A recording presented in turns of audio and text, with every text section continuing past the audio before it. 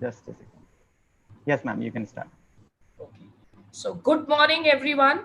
एक महीने के गैप के बाद हम लोग दोबारा यहाँ पर ऑनलाइन आप लोगों के साथ बच्चों फिर से इकट्ठे हुए हैं बात करने के लिए।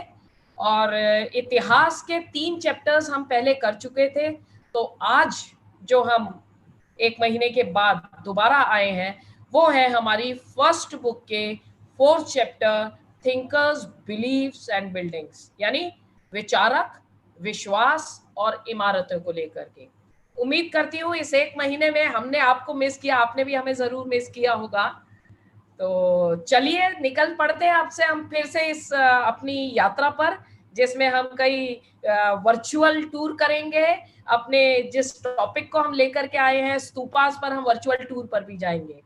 तो मेरे साथ है myself doctor Harita Arora, lecturer history from core academic unit DOE Delhi, और मेरे साथ हैं प्रज्ञा सिन्हा मैम SOE द्वारका से, साथ में है Savita Raghav ma'am RSKV number 2 Shakarpur से, और साथ में को फैसिलिटेट कर रही हैं Neeta Singla ma'am SKV H block Ashok Vihar से, और साथ में एक नए हमारे साथी जुड़े हैं इस बार doctor Vinod Yadav SBV BT block Shalimar Bagh से।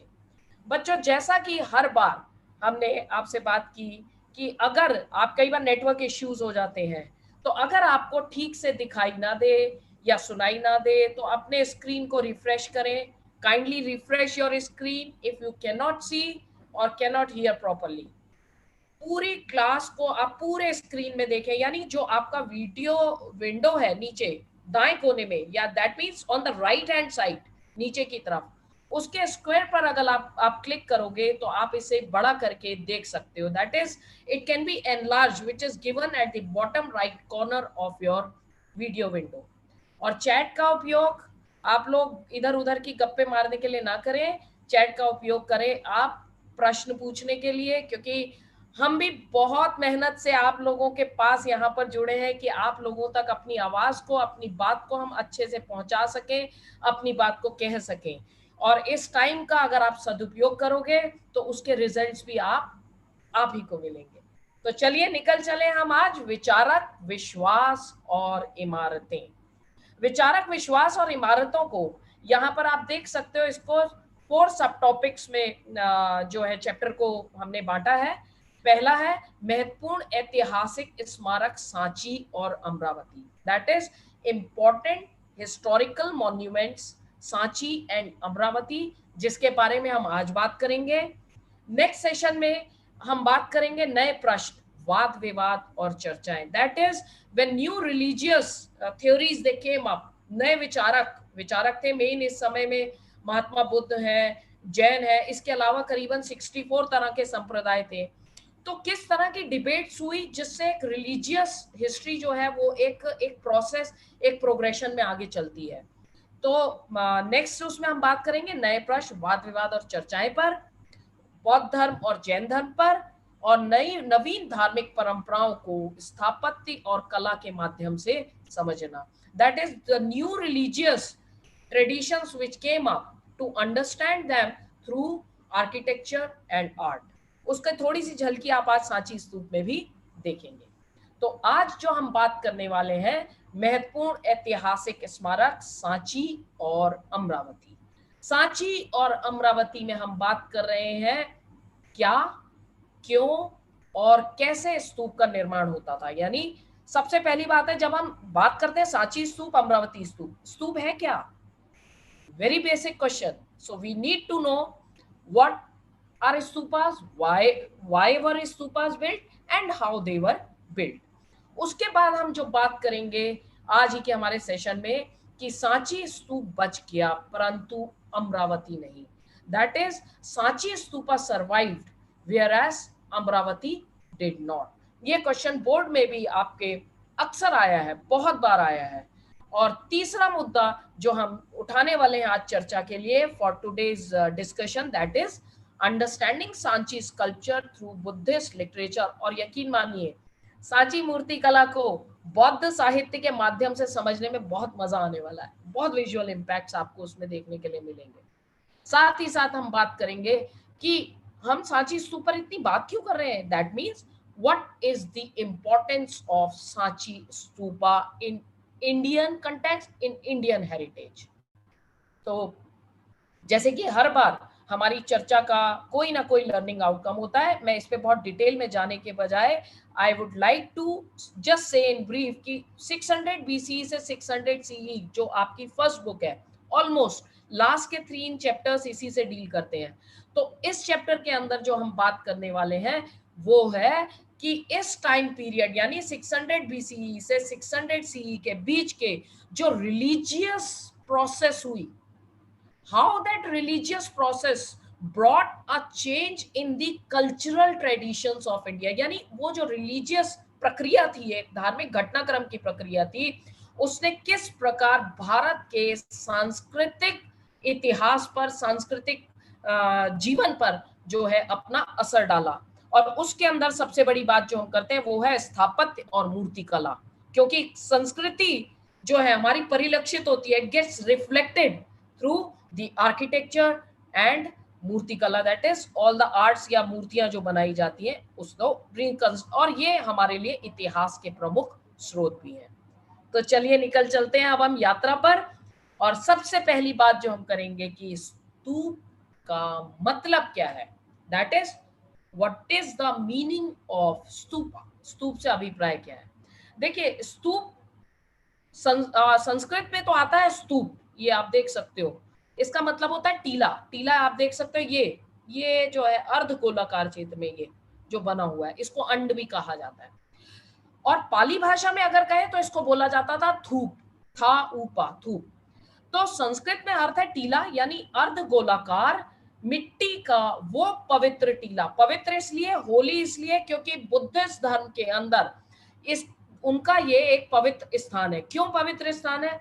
क्योंकि बुद्ध से जुड़े हुए उनके अवशेष, या जैसे उनकी अस्थियां हो गई, बोन्स हो गई, या उनके द्वारा जो सामान यूज किया जाता था वो नीचे गाड़ा जाता था और उसके ऊपर ये अर्धगोलाकार शेप में मिट्टी का टीला बनाया जाता था। शुरू में ये बहुत सिंपल थे, लेकिन आगे चलते चलते इनके अंदर भी अलंकरण यानी बहुत इनको जो है खूबसूरती से सजाया जाने लगा। अगर हम इंग्लिश में बात करें तो stupas are holy Buddhist semi circular mounts. This is the mount, semi circular because it is not a complete circle, where Buddha's bodily remains or objects used by him are buried।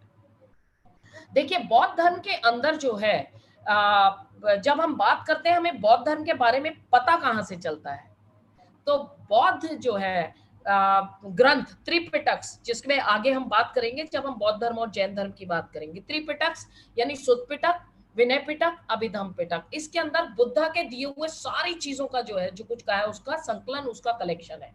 लेकिन इसके अलावा भी कई बौद्ध धर्म से जुड़े ग्रंथ लिखे गए हैं। जैसे यहाँ बात उठती है बौद्ध ग्रंथ अशोक अवदान की। अशोक अवदान राजा अशोक मौर्य, अशोक का नाम था, और अशोक ने बौद्ध धर्म के डेवलपमेंट में, उसके प्रसार में, एक्सपेंशन में उसने बहुत बड़ा योगदान दिया।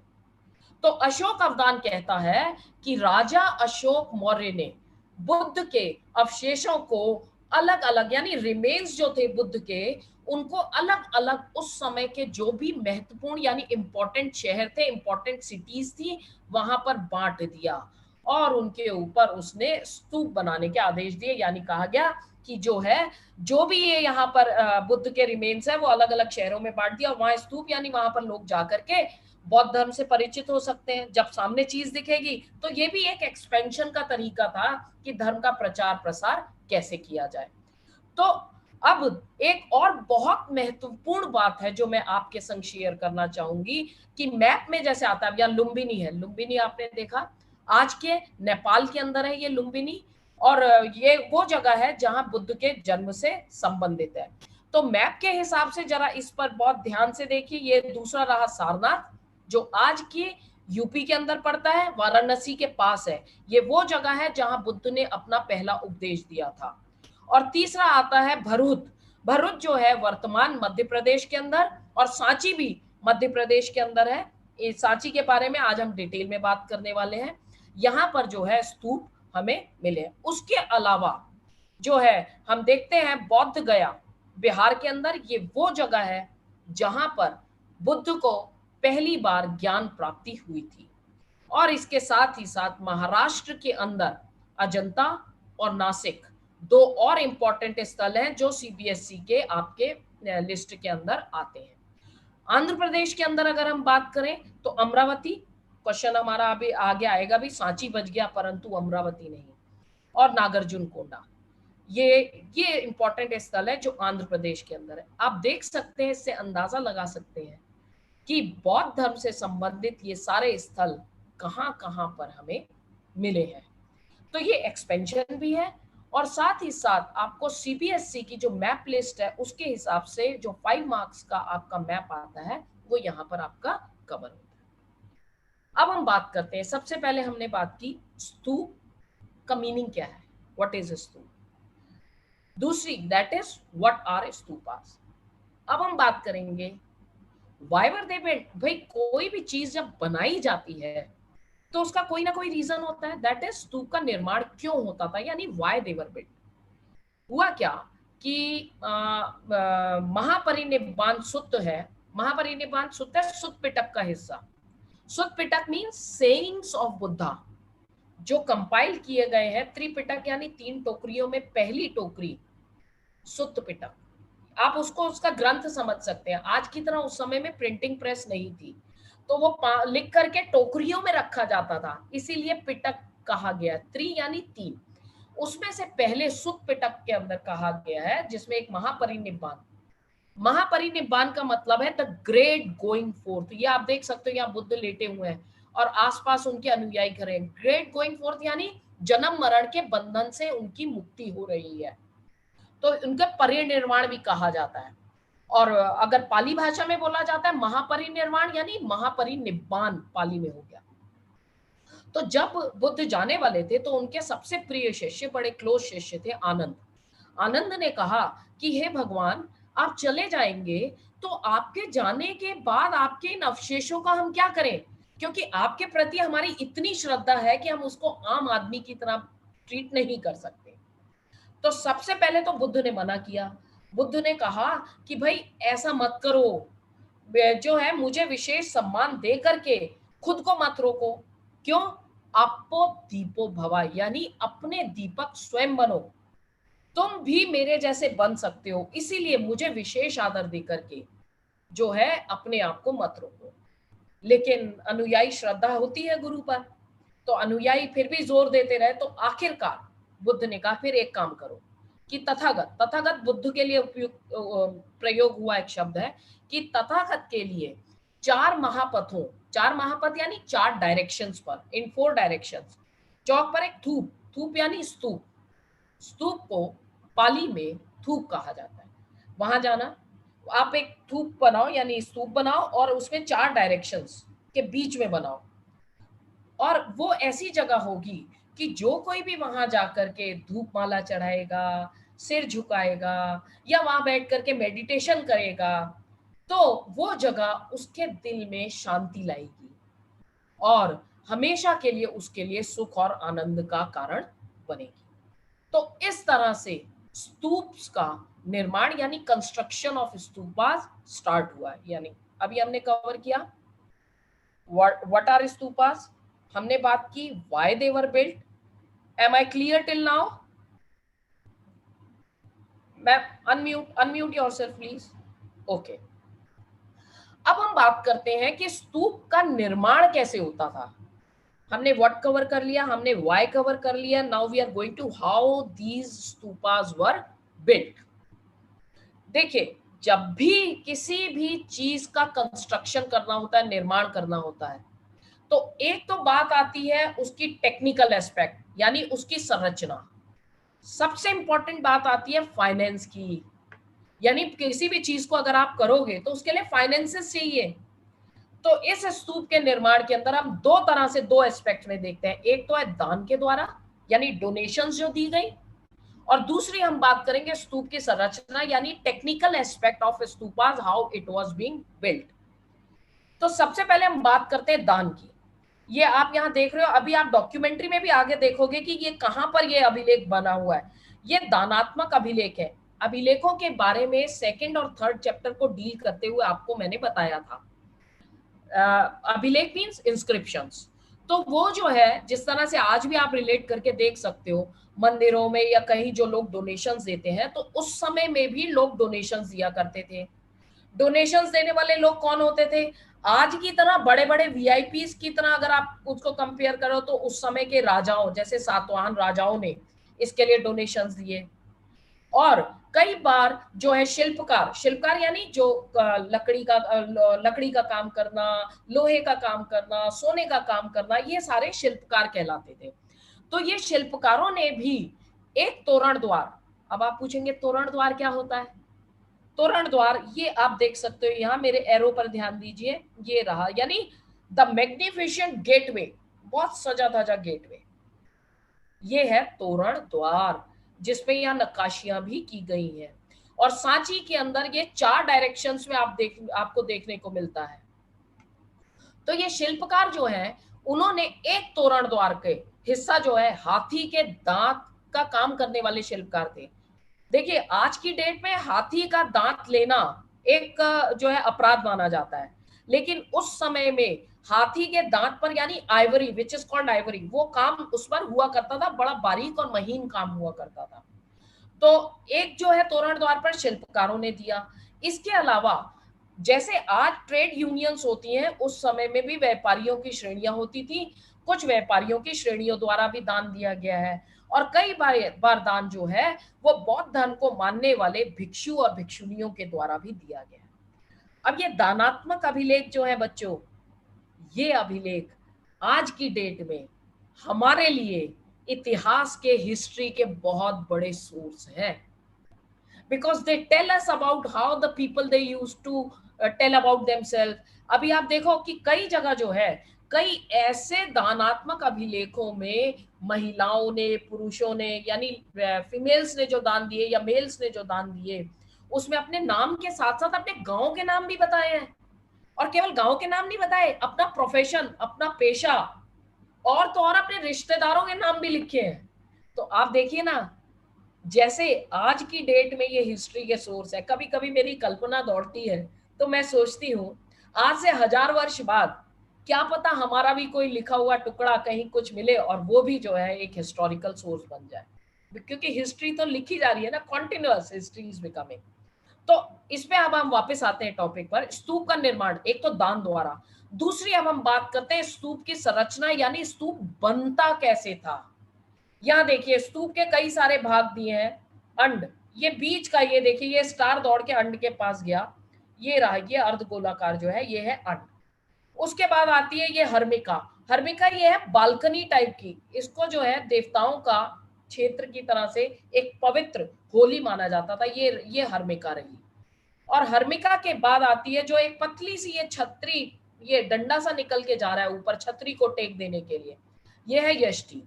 और यष्टि के बाद आप देखिए यष्टि के ऊपर टिकी है छतरी, और छतरी तो हमेशा ऊपर होगी, बारिश आती है हम भी छतरी खोलते हैं तो छतरी टॉप पर होती है ना, तो ये रही छतरी। उसके अलावा ये देखिए ये वेदिका, ये बाहर का जो है, अभी आप डॉक्यूमेंट्री में भी देखेंगे इसको। इस वेदिका के अंदर कई बार दानात्मक अभिलेख जो दिए हुए हैं वो भी इसके अंदर लिखे मिलते हैं। ये वेदिका है, बाहर की बाउंड्री वॉल। और उसके साथ ही साथ ये रहा तोरण द्वार, तोरण ये है। अब बात करते हैं मेधी क्या है, ये रहा मेधी। मेधी इस ये जो पोर्शन है ना, ये वाला, ये तो हो गई वेदिका, ये अंदर वाली साइड जो है ये है मेधी। और आती है प्रदक्षिणा पथ, ये देखिए मेधी के अंदर का ये वाला हिस्सा और ये वाला हिस्सा, ये दोनों स्टार दौड़ के आए और प्रदक्षिणा पथ पर जाकर के खड़े हो गए। आज भी जब आप मंदिर में जाते हो तो आप कई बार प्रदक्षिणा करते हो, यानी उसके मूर्ति के इर्द गिर्द घूमते हो, तो वो जो है वो कहलाता है प्रदक्षिणा पथ। तो I hope I am clear till here. Okay, तो चलिए हम आगे बढ़ते हैं। तो ये हमने बात की थी कि स्तूप की टेक्निकल यानी आर्किटेक्चरल उसकी बात। अब हम बात करते हैं कि देखिए जब भी स्तूप की बात आती है तो स्तूप केवल सांची का ही नहीं है, सांची के अलावा अमरावती में भी स्तूप मिला है। मध्य प्रदेश के अंदर ही सांची के साथ भरूच का भी स्तूप है। ये शुरुआती स्तूप थे, और ये स्तूप जो है इनके अंदर ज्यादा अलंकरण यानी ज्यादा डेकोरेटिव नहीं किया गया है, केवल ये पत्थर की वेदिका और ये रहा तोरण द्वार के। जबकि अगर आप इसको कंपेयर करो अमरावती के साथ या पाकिस्तान के पेशावर में स्थित शाहजी की ढेरी के साथ, तो वहां पर बहुत कला को बहुत सजाया संवारा गया है। हालांकि ये बात दूसरी है कि आज की डेट में अमरावती अलंकरण के नाम पर कुछ नहीं बचा, वो भी मैं आगे आपसे डिस्कस करूंगी।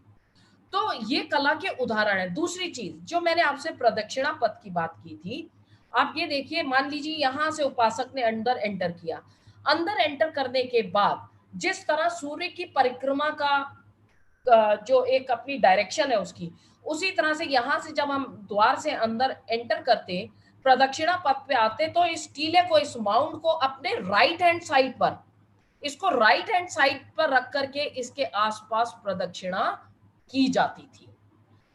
तो ये हमने अभी तक बात की व्हाट वर स्तूपास, यानी स्तूप क्या थे, क्यों बनाए जाते थे और कैसे बनाए जाते थे।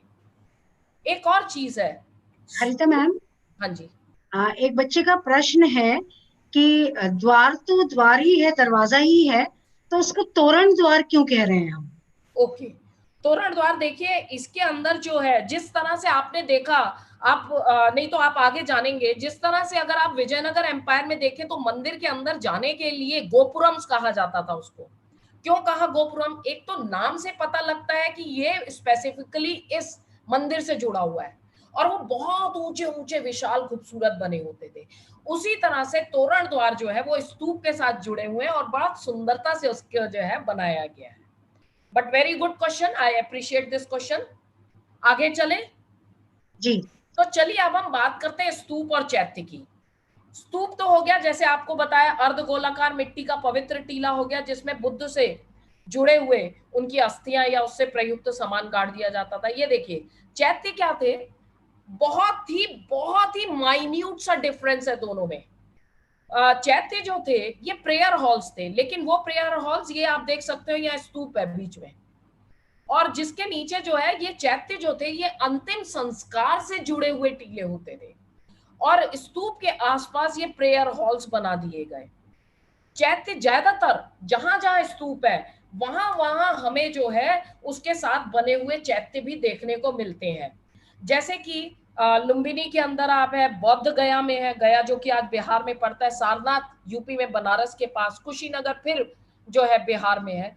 तो स्तूप और चैत्य की अभी हमने बात की। Is it clear? तो चलिए, एक बहुत ही इंपॉर्टेंट क्वेश्चन यहां पर उठता है कि सांची बच गया पर अमरावती नहीं, that is Sanchi survive whereas Amaravati did not. यहाँ देखिए, अक्सर ये प्रश्न आता है, कई बार आ जाता है इस तरह से कि सांची को बचाने में भोपाल की बेगमों के योगदान को बताइए।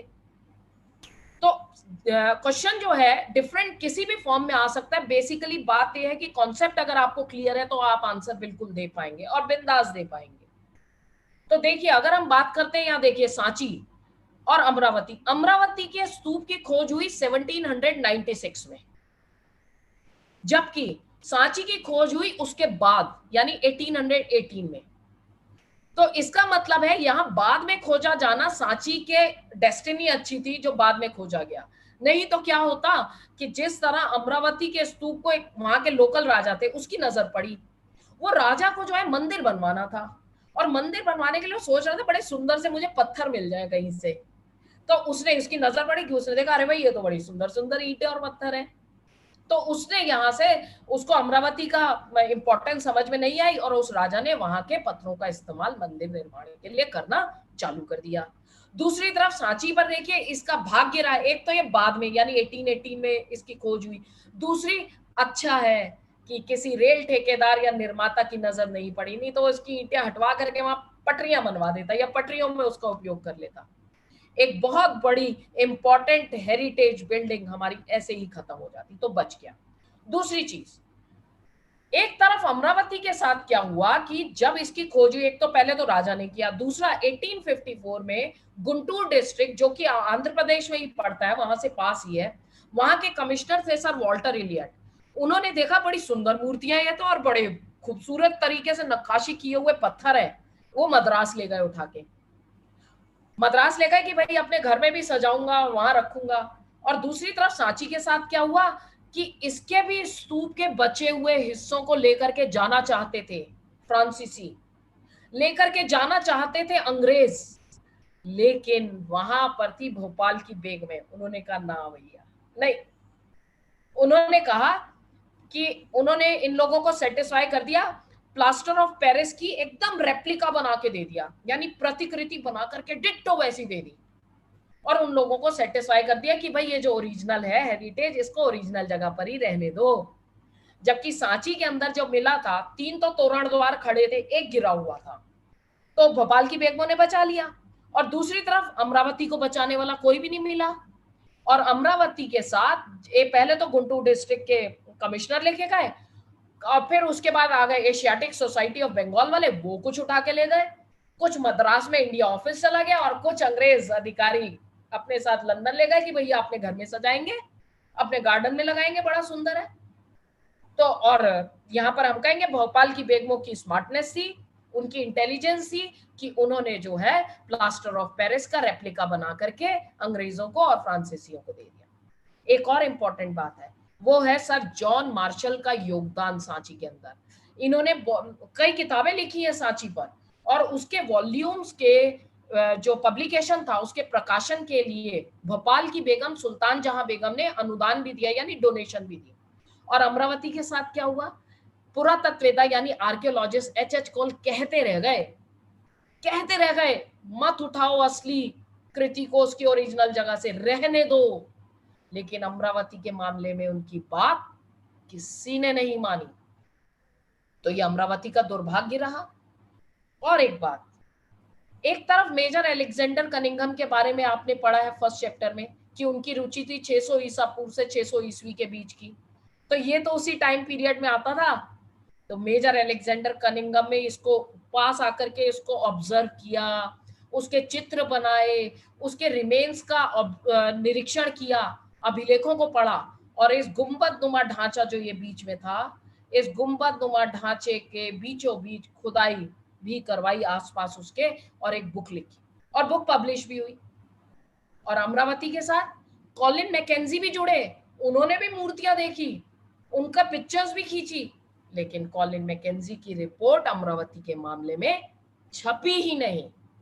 तो इस तरह से हम देखते हैं कि भोपाल की बेगम सुल्तान जहां बेगम, शाहजहां बेगम, इनके द्वारा लिए गए कुछ वेरी इंपॉर्टेंट इंटेलिजेंट डिसीजंस ने जो है, और इनके डोनेशंस ने, पैसे से मदद देना, म्यूजियम बनवाना, उसके पास गेस्ट हाउस बनवाना, वो गेस्ट हाउस जिसमें रह करके जॉन मार्शल ने अपनी किताबें लिखी, ये सब उनके काम करना सांची को बचा गया। और अमरावती के स्तूप का दुर्भाग्य रहा कि इतना खूबसूरत स्तूप, इतना डेकोरेटिव स्तूप आज की डेट में सिर्फ और सिर्फ एक छोटा सा टीला रह गया। तो इसीलिए अमरावती नहीं बच पाया, जबकि सांची बच गया। Am I clear? Am I clear? जी। एक बच्चा ये पूछ रहा है कि मैम जो भोपाल की बेगमें हैं वो क्या उस समय वहां पर रूल कर रही थी? जी जी जी जी, हाँ, वो वहां की इसीलिए अथॉरिटी थी। जो हाँ, रूलर होता है वो ही डिसीजंस ले सकता है, वही ऐसा कर सकता है। ये बात तब भी थी और आज भी है।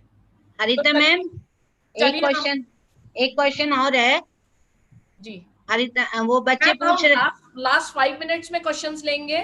ठीक है, ओके। तो अब हम बात करते हैं सांची मूर्ति कला को बौद्ध साहित्य के माध्यम से समझना। That is to understand these Sanchi architecture with the help of बौद्ध लिटरेचर। ये बात यहाँ पर क्यों कही? ये बात यहाँ पर इसलिए कही कि एक शुरुआती अंग्रेज अधिकारी हुए हैं जेम्स फर्ग्यूसन, जो कि कला इतिहासकार थे, यानी जो ये मूर्तियां वगैरह में जो उत्कीर्णन होता है उसको पढ़ने वाले।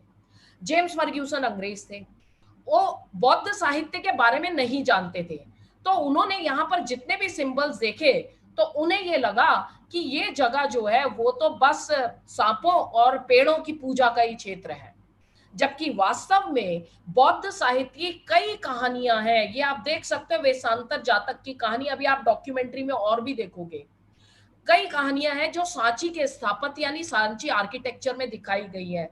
ये एक ऐसे दानी राजकुमार के बारे में है जो अपना सब कुछ एक ब्राह्मण को दान कर देता है और खुद अपने पत्नी और बच्चों के साथ चला जाता है। खाली अगर हम ऐसे ही देखें और हमने जातक कथा ना पता हो हमें बौद्ध धर्म से जुड़ी हुई, क्योंकि जितनी भी जातक कथाएं हैं वो बुद्ध के पूर्व जन्मों की कहानियां जुड़ी हुई हैं, तो अगर वो ना पढ़े तो देखें सीधे सीधे तो कहेंगे क्या है, फूस ही तो है, फूस की झोपड़ी है, पेड़ है। तो इसीलिए बौद्ध मूर्ति कला को समझने के लिए जो कला इतिहासकार हैं, जो इसको यानी इन सारी मूर्तियों का अध्ययन करके इतिहास निर्माण करते हैं, उनको सांची को समझने के लिए बुद्ध के चरित्र लेखन को समझना बहुत जरूरी है।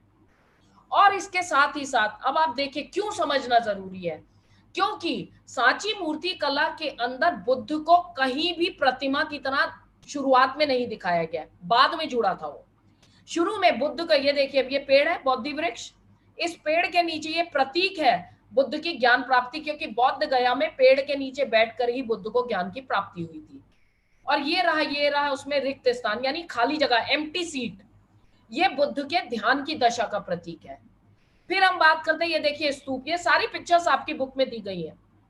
स्तूप ये बुद्ध के महापरिनिर्वाण यानी ग्रेट गोइंग फोर्थ, उनकी अगर हम आम भाषा में बोले डेथ, लेकिन उनके जैसे पहुंचे हुए बुद्ध पुरुष के लिए महापरिनिर्वाण या परिनिर्वाण जैसा शब्द इस्तेमाल होता है, यानी ग्रेट गोइंग फोर्थ, जन्म मरण के बंधन से मुक्ति। और ये तीसरा सिंबल आता है, ये आप चक्र देख सकते हो, आपके फ्लैग के अंदर भी आप इसको कहीं ना कहीं रिलेट कर पाओगे। ये धर्म चक्र प्रवर्तन यानी बुद्ध के वाराणसी के पास सारनाथ नाम की जगह में दिया गया पहला उपदेश का प्रतीक है।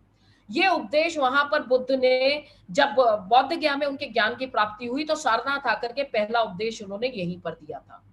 इसके अलावा एक और बड़ी इंटरेस्टिंग बात है कि सांची के अंदर केवल बौद्ध धर्म से ही जुड़ी हुई बातें नहीं आती है, बल्कि यहाँ पर आप एक मूर्ति देख रहे हो, ये है शालभंजिका की मूर्ति, यानी कि ये संस्कृत की साहित्यिक परंपरा से ली गई है। तोरण द्वार पर झूलती हुई एक स्त्री है ये, इसका सीधे सीधे बौद्ध धर्म से कोई भी लेना देना नहीं है, क्योंकि इतनी सजी धजी स्त्री, ये तो श्रृंगार यानी श्रृंगार रस से ओतप्रोत ज्यादा दिखाई देता है, इसका त्याग और तपस्या से क्या लेना देना।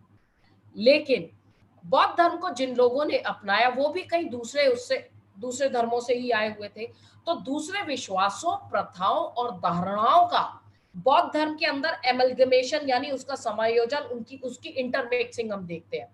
ये शालभंजिका की मूर्ति जो है वो लोक परंपराओं से ली गई है और जो है ये शुभ मानी जाती थी, यानी ये एक ऐसी स्त्री की मूर्ति मानी जाती थी जिसके छूने मात्र से जो है पेड़ों में फल लग जाते थे, फूल खिल जाते थे।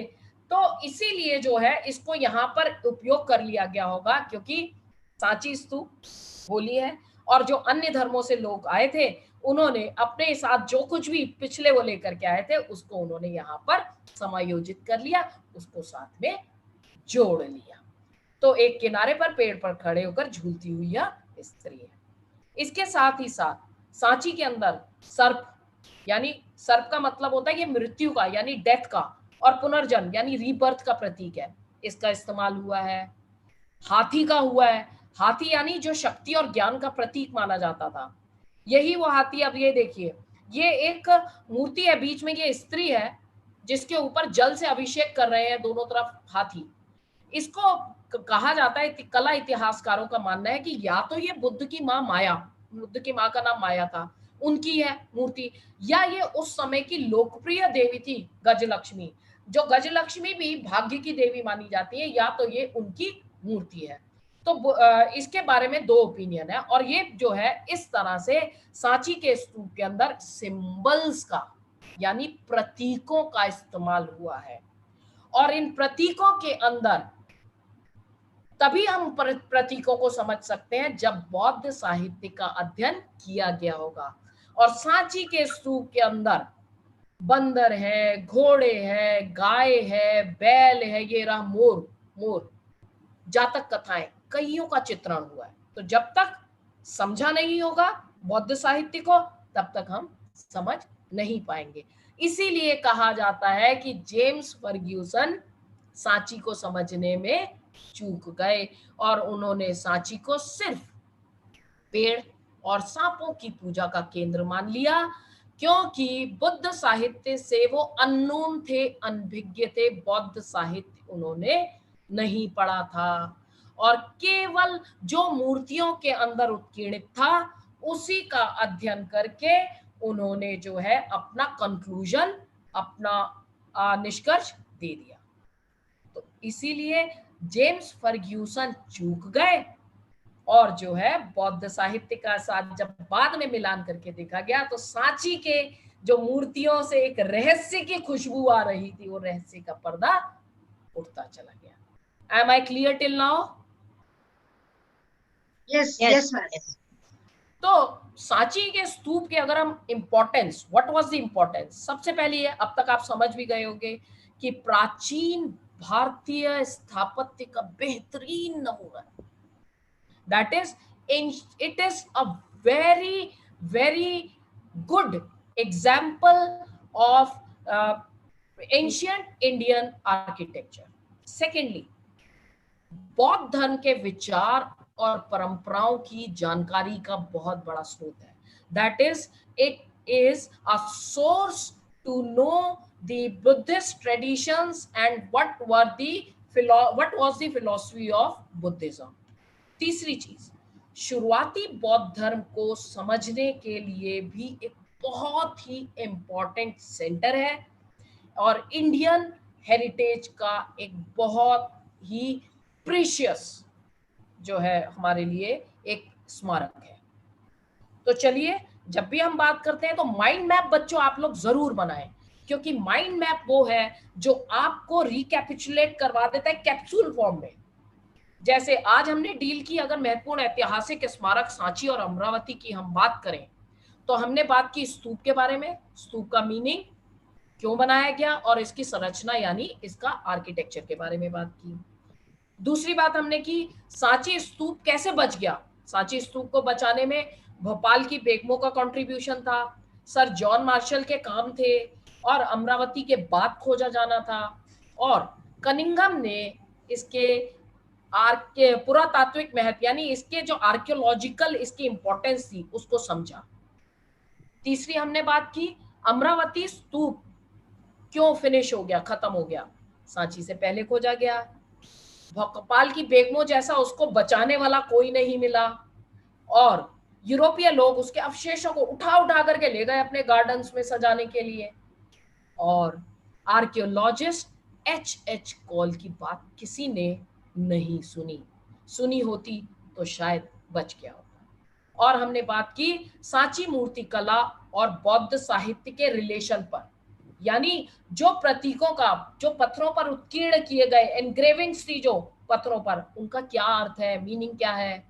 दूसरी विश्वासों और प्रथाओं और धारणाओं से जो चीजें इसके अंदर ली गई वो क्या थी और जानवरों के चित्रों का इंसान के गुणों के रूप में इस्तेमाल हुआ है। जैसे हाथी का मैंने बताया ज्ञान का प्रतीक हो गया, यूरोपीय लोग उसके अवशेष और जो है जेम्स फर्ग्यूसन इसके महत्व को कैसे नहीं समझ पाए। साथ ही साथ हमने बात की सांची स्तूप के महत्व पर, यानी इंपॉर्टेंस ऑफ सांची स्तूप।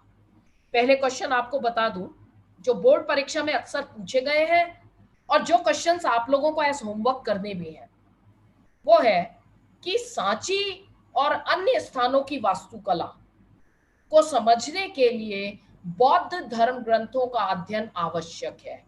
उदाहरण सहित तर्क संगत समीक्षा कीजिए। That is, can you please of your mind. पहले क्वेश्चन आपको बता दूं जो बोर्ड परीक्षा में अक्सर पूछे गए हैं, राइट प्लीज। हाँ, तो Buddhist literature needs to be studied to understand the sculpture at Sanchi and other places. Justify the statement with example. यहाँ पर आप जेम्स फर्ग्यूसन का एग्जाम्पल ले सकते हैं कि किस तरह से वो नहीं समझ पाए। वो क्वेश्चन आप यहाँ पर देख भी रहे हो लास्ट वाला कि जेम्स फर्ग्यूसन ने सांची को वृक्ष और सर्प पूजा का केंद्र माना था। उक्त कथन की विवेचना कीजिए। That is, James Fergusson considered Sanchi to be a centre of tree and serpent worship. Examine the statement. तो ये दोनों क्वेश्चंस कहीं आंसर में आप इसके अंदर जब उदाहरण सहित यानी विद एग्जांपल्स आपको बताना है तो आप जेम्स फर्ग्यूसन का एग्जांपल दे सकते हैं कि वो क्यों नहीं इसको समझ पाए और किस तरह से प्रतीकों का क्या क्या महत्व है, वो आंसर आप इसके अंदर देंगे। और प्रश्न है जो अक्सर है, discuss how and why stupas were built. स्तूप क्यों और कैसे बनाए जाते थे। आपका आंसर आज की वीडियो में ये सारे हैं। वीडियोस आपके पास हर समय अवेलेबल हैं। आप कभी भी जाकर के कोई चीज की क्लैरिटी करनी हो, आप चैट बॉक्स में पूछ भी सकते हैं। आप मेरे पैनलिस्ट को पैनलिस्ट वहां पर है, या आप दोबारा वीडियो को जाकर के देख सकते हैं। तीसरा क्वेश्चन है, सांची के स्तूप के संरक्षण में भोपाल की बेगमों की भूमिका की समीक्षा कीजिए। That is discuss the role of the begums of Bhopal in preserving the stupa at Sanchi. तो भोपाल की बेगमों में शाहजहां बेगम, सुल्तान जहां बेगम के आप योगदान का दे देंगे कि किस तरह से उन्होंने जॉन मार्शल की भी मदद की। भाई वो वहां पर गेस्ट हाउस में रुके, बुक्स बनाने के लिए उन्होंने पैसे से उनकी मदद की, उनको पब्लिश करवाया, और फ्रांसीसियों को, अंग्रेजों को प्लास्टर ऑफ पेरिस का रेप्लिका बना करके दे दिया। और क्वेश्चन आता है, सांची बच गया पर अमरावती नहीं। That is Sanchi survived whereas Amaravati did not. Why? I hope I am clear till now. Yes. जो क्वेश्चन पूछना है प्लीज आप पूछ सकते हैं, क्योंकि इन द मीन टाइम मैं यहाँ पर एक वीडियो दिखाना चाह रही हूँ। जितना हमने कवर किया है, कुछ बहुत शॉर्ट वीडियो है 8 to 9 मिनट्स का, उसको मैं यहाँ पर दिखाना चाहती हूँ बच्चों को। और ये credit for this video goes to Buddhist door global, ये चैनल है जहां से मैंने इस वीडियो को लिया है। तो मैं शेयर करने जा रही हूँ। इस बीच में आप क्वेश्चन उठा सकते हैं जब तक वीडियो शेयर हो रहा है। एक बच्चे का थोड़ा सा डाउट था, वो एक्चुअली उनको ये क्लियर नहीं हो पाया कि सांची और अमरावती क्या है। एक बच्चे ने पूछा। ओके, सांची और अमरावती क्या है। सांची सिंपल एज दैट कि सांची जो है वो स्तूप है जो कि मध्य प्रदेश के अंदर है, और अमरावती स्तूप जो बना था वो है आंध्र प्रदेश के अंदर। और स्तूप तो यानी कि सांची और अमरावती जो है वो जगह है जहां पर स्तूप बनाए गए थे। राइट, ठीक है ना। हाँ जी। तो तब तक आप प्रज्ञा मैम आप क्लियर कीजिए, तब तक मैं यहाँ पर वीडियो स्टार्ट करती हूँ। वीडियो शेयर करने जा रही हूँ मैं। हाँ ठीक है। तो बच्चों, आज जो आपने पढ़ा वो आपने ये पढ़ा कि बौद्ध धर्म में स्तूप का क्या महत्व है। ये जो स्तूप है बेटा, ये बौद्ध धर्म से संबंधित है, क्योंकि इस लेसन में आप 2 धर्मों के विषय में पढ़ेंगे जो नए उदय हुआ था जिनका उस वक्त, वो है जैन धर्म और बौद्ध धर्म। जो बौद्ध धर्म का उदय हुआ वो महावीर बुद्ध द्वारा हुआ, और जो जैन धर्म का उदय हुआ वो महावीर द्वारा हुआ। तो हमने आज उस आर्किटेक्चर के बारे में पढ़ा, उस स्मारक के बारे में पढ़ा जो बौद्ध धर्म से संबंधित थी। इसमें आपने उसका निर्माण पढ़ा और उसके महत्व को भी पढ़ा। साथ में आपने, जैसा कि हर जगह होता है, जहां पर भी किसी भी स्मारक या आर्किटेक्चर का बेटा निर्माण होता है, वहां वहां का जो कल्चर है, वहां की जो लोक संस्कृति है, कहने का अर्थ वहां जो लोग रहते हैं उनके जीवन में जो कथाएं या संस्कृति चल रही होती है, उसकी भी आपको एक झलक मिल जाती है आर्किटेक्चर में या प्राचीन स्मारकों में। जैसा कि हरिता मैम ने आपको एक्सप्लेन करके बताया कि बहुत सारी कथाएं जो थी वो डिपिक्ट की गई हैं, वो दिखाई गई हैं स्तूप में, और उसको अलंकृत करने के लिए, अलंकृत करने का मतलब किसी भी चीज को जब हम डिपिक्शन द्वारा या इस इंस्क्रिप्शन द्वारा या मैं कहूंगी स्टोन पे जब हम चित्र बनाते हैं मूर्तियों को, उसके द्वारा जब हम उसको एक खूबसूरती प्रदान करते हैं किसी चीज को, तो वो अलंकरण होता है।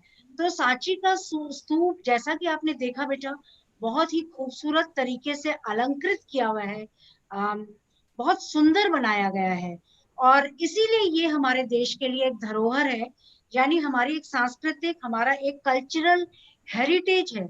और इस तरह की जो भी धरोहर इतिहास ने हमें दी है, उसको हमें संभाल के रखना होता है। तो अगर आज के परिप्रेक्ष्य में बेटा हम देखें बच्चों, तो जब आप इन जगहों पर जाएं तो इन्हें अनावश्यक तरीके से इनको खराब ना करें, कभी भी इन पे लिखे ना, इनको किसी तरह का नुकसान ना पहुंचाएं, क्योंकि ये आने वाले हमारे लिए और आने वाली पीढ़ियों के लिए ये इतिहास दर्शन है। ये उनको ये बताने वाला है कि हमारे देश का जो इतिहास है वो कितना समृद्ध है, कितना रिच है। It talks about our rich cultural heritage.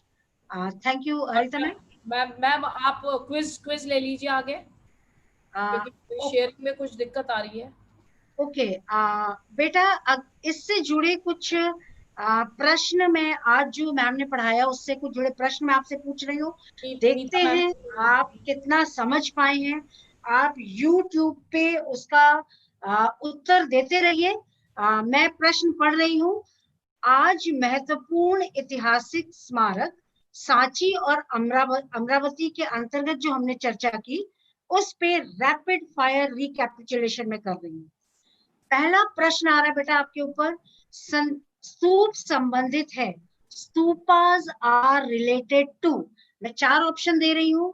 पहला ऑप्शन है बौद्ध धर्म से, दूसरा ऑप्शन है जैन धर्म से, तीसरा ऑप्शन है आजीविक संप्रदाय से और चौथा ऑप्शन है लोकायत से। अब आपने A, B, C, D में आंसर करना है। In English I am asking, stupas are related to Buddhism, Jainism, Ajivikas और लोकायत। तो बेटा आप YouTube पे अपना आंसर करना शुरू करें।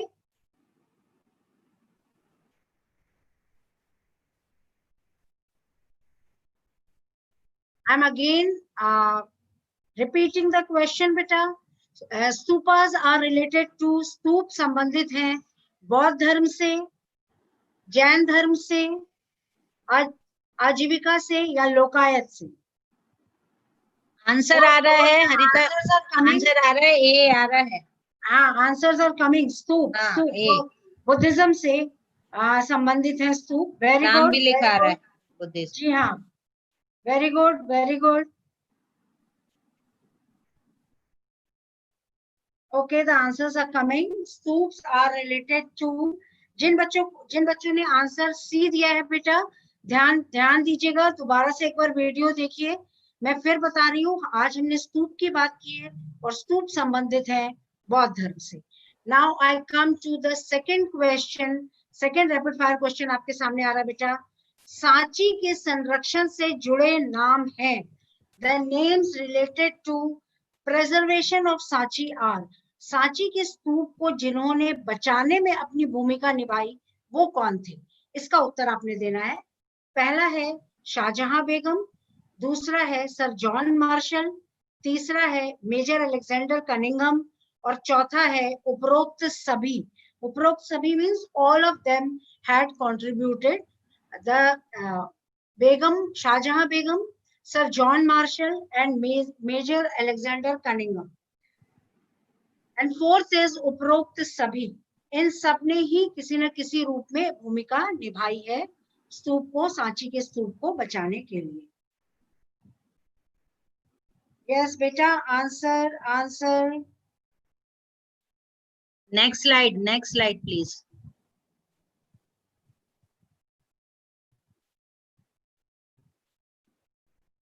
जी हाँ, हम सेकंड क्वेश्चन पे हैं।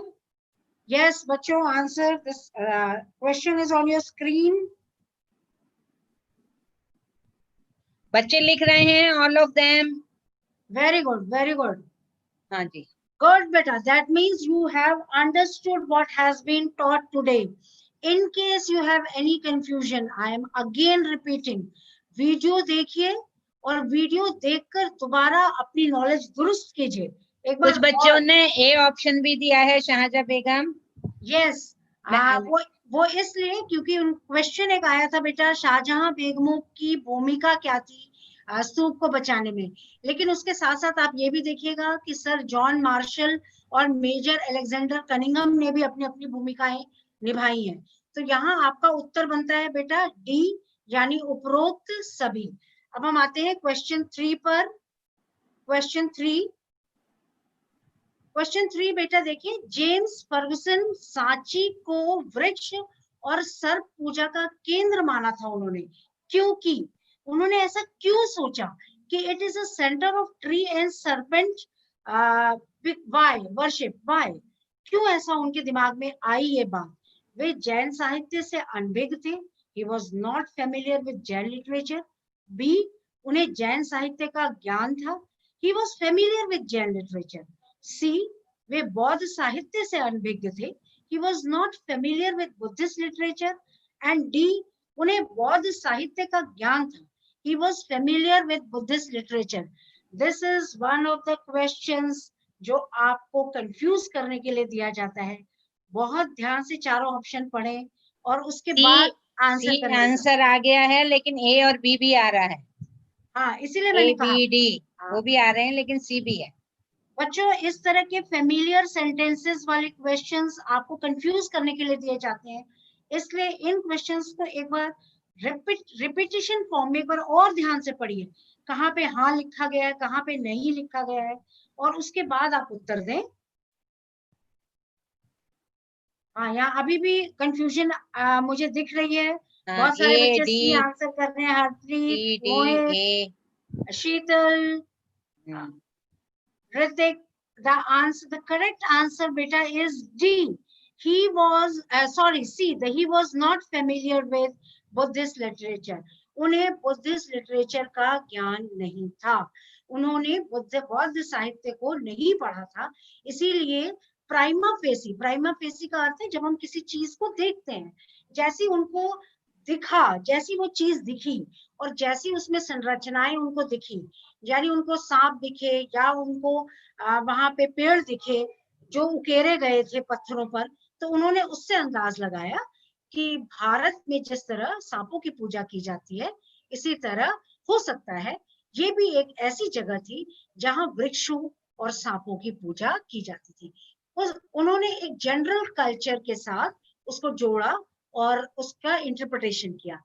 जबकि बाद में जब साहित्य को पढ़ा गया तो हमने देखा कि नहीं, ये बुद्ध के पूर्व जीवन से, बुद्ध के जीवन काल से और कई बार लोक संस्कृति, लोक कथाओं से जुड़ी हुई चीजों को सांची के स्तूप में उकेरा गया था।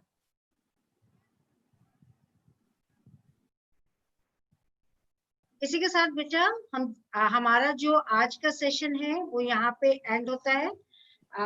अगले सेशन में जब हम बात करेंगे बेटा, हम बात करेंगे वाद विवाद और चर्चाओं पर। इसका मैं थोड़ा सा आपको बेस दे देती हूँ। जब भी कोई नया धर्म या कोई नया विचार या विचारक जो है वो आते हैं, तो विचारक क्या करते हैं, अपने विचार प्रस्तुत करते हैं किसी भी थॉट पर, और उसके बाद उस पे लोग चर्चा करते हैं। तो लोग का अर्थ ये नहीं है कि हम एक छोटा सा ग्रुप बैठ के चर्चा कर रहा है, कि बहुत सारे उस समय के कल्चर में जो लोग हैं वो सारे उस पे अपने अपने विचार, अपनी चर्चाएं प्रस्तुत करते हैं। कुछ लोग होते हैं जो किसी विचारक के विचार से प्रभावित होते हैं, तो वो उसको फॉलो करने लगते हैं। जब फॉलो करते हैं तो वो उसके अनुयायी हो जाते हैं और या उसके फॉलोवर्स हो जाते हैं, और इसी तरह धीरे धीरे उनका विचार जो है वो एक जगह से दूसरी जगह वो पहुंचाते हैं, और जब पहुंचाया जाता है तो उसके प्रचार और प्रसार के लिए फिर इमारतें बनाई जाती हैं। जिस तरह हमारे भगवानों की मंदिर बनते हैं, विष्णु भगवान है, शिव भगवान है, यानी इस वर्शिपिंग को बढ़ाने के लिए हम मंदिर बनाते हैं। इसी तरह अलग अलग विचारों को आगे बढ़ाने के लिए आर्किटेक्चर यानी स्मारकें बनाई जाती हैं।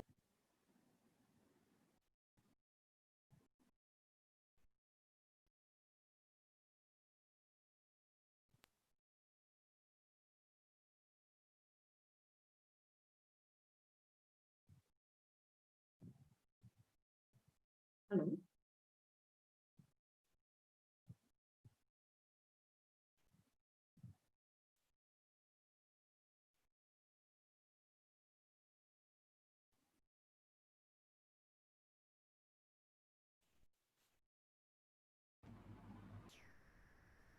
तो बच्चों आज हमारी ये कोशिश थी कि हम आपको सांची से संबंधित एक वीडियो दिखा पाए, जो आज संभव नहीं हो पाया है। तो हम यहीं पर आज का जो हमारा सेशन है उसको यहीं पर हम विराम देते हैं, खत्म करते हैं। आशा है आपने बहुत ध्यान से सुना होगा और आपने इस चैप्टर को समझने की एक पूरी कोशिश की होगी। तो मैं हरिता मैम को फॉरवर्ड करती हूँ। तो बच्चों उम्मीद है आपके समझ आया होगा। जो भी आपके क्वेश्चंस हैं आप लिख करके भेज सकते हैं, और नेक्स्ट टाइम जब हम आपके साथ दोबारा क्लास लेने के लिए आएंगे तो आपके क्वेश्चंस को भी एड्रेस करेंगे। और तब आपको जो आज का आपने ये अच्छा ही हुआ एक तरह से कि वीडियो आज शेयर नहीं हो पाया, क्योंकि आपको जो आज पढ़ाया उसको आप रिवाइज कर लीजिए। तो जब आप रिवाइज कर लेंगे तो उसके बाद आप उस वीडियो को और अच्छे से एंजॉय कर पाएंगे। So that's all for today's session, और जल्दी ही मिलते हैं आपके संग फिर बच्चों। And many of our colleagues are also on YouTube, so thank you all of